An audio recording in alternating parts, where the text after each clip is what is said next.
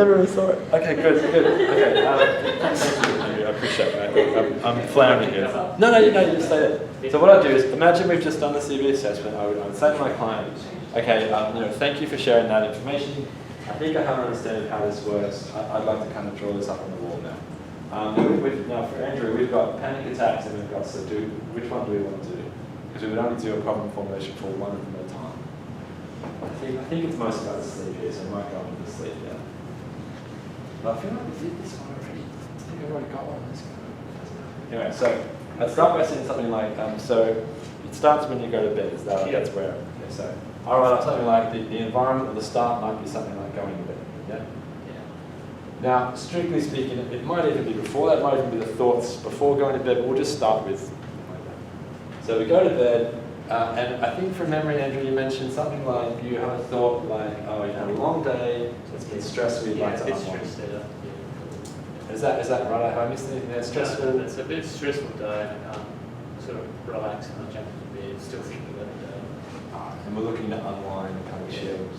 And you mentioned that your preferred method of unwinding is watching some TV. I like watching house shows.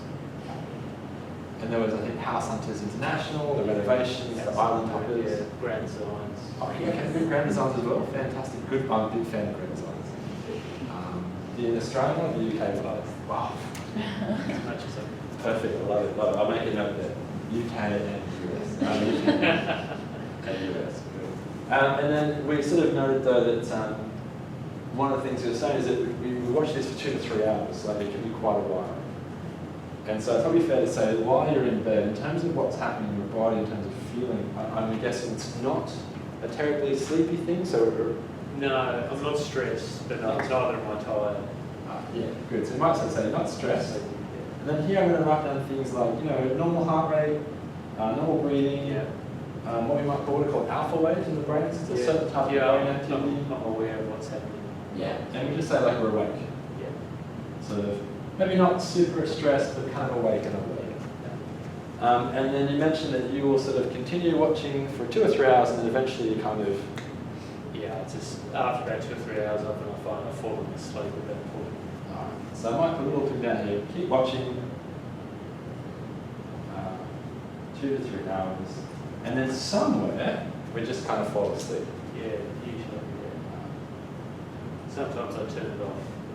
Okay, good. Sometimes turn it off. Maybe turn it off. Do you ever like wake up and it's still kind of on? Yes. Yeah. Sometimes after 2. Yeah. And sort of wake up. Good. So what we're saying, just to summarise, we're going towards bed. We have these thoughts like it's been a long day. I need to kind of unwind and relax. My preferred method is to get in bed and watch some TV. You mentioned shows like House Hunters, Grand Design. Are there any other things you might do that I might have missed? It's usually TV, and then I might have a cup of coffee Cup or of coffee? tea or something. Okay, cool. So there might occasionally be like a little cup of coffee there. Yeah. It's pretty good.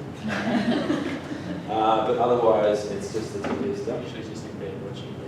Now, as a side note, breaking character, if a client said they had a cup of coffee, we would make a note of that and come back and talk about caffeine and all that kind of stuff. But just for now, we'll hold it.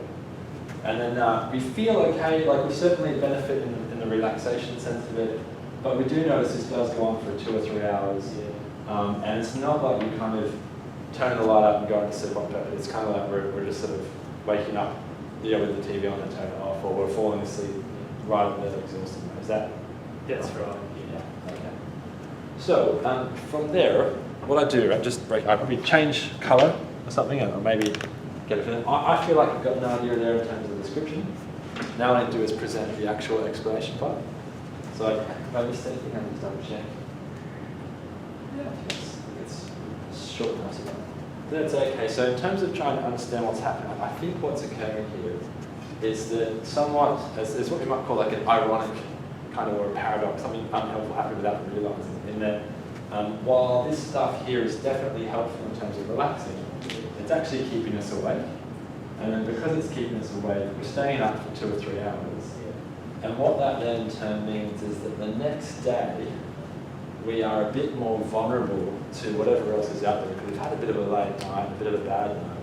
So perhaps there's a perception then that every day is hard and stressful, we need to get this unwinding, because because we're kind of staying up for 2 or 3 hours, and we might be getting into a bit of a cycle here. Maybe what Yeah, no, so I know that. I just don't know what it's just so calming to do it. I just don't know what else to do. That's okay. And we'll talk about what's going on, but just for a moment, have I understood you correctly? I missed it. Yes. No, that's correct. Yeah. And so we're on the board in the sense of what might be our problem is perhaps not this. I think this is quite why we do so. This makes a lot of sense. Whenever I'm stressed, I take a bit of me time. Yeah. And I think most people when they're stressed take a bit of me time. But it might be that some of the stuff we're doing here is actually keeping us away when we kind of want to be not away. And I wonder if perhaps too what we're inadvertently kind of doing is teaching our body that when we go to bed we should be awake, rather than when we go to bed we should go to sleep kind of thing. Does that Makes sense. Yeah. And now, breaking it, can we see how from there, it's a really lot, the client's getting, Andrew's been a great client. She's giving me the segue saying, I know this, but I don't know what to do. So it's really easy to go, well, what about if we change some of this stuff? So could we look at this and maybe try something different, or maybe change something about where this is? Perhaps move this stuff out to the lounge room, perhaps limit the number of shows, maybe not have such riveting, exciting television that just gets the heart pounding. And you sort of naturally lend yourself into an intervention based around changing what is the wind down. Or if that's not appropriate, maybe challenging some of these beliefs that we need to unwind.